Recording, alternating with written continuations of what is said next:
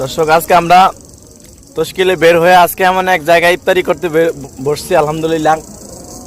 মনোরম পরিবেশ, জীবনে এই প্রথম এমন একটা পরিবেশ ইফতারি করতে বললাম। হ্যাঁ, কাকে নিয়ে বসছি দেখেন আপনারা। আলহামদুলিল্লাহ, আল্লাহর জমিনে বই আল্লাহর নেয়ামত খাচ্ছি, সরাসরি বেলার টাকার লোক। আপনারা এখন দেখবেন যে আসলে আমরা কোথায় আছি। এটার নাম হয়েছে কি মেঘনার পার। সুন্দর পরিবেশ আলহামদুলিল্লাহ।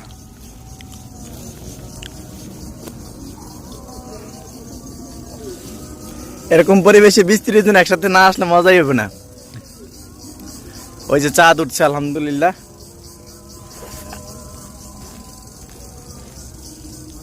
কত রোজা? কত রোজা? 11 রমজান। 11 রমজান।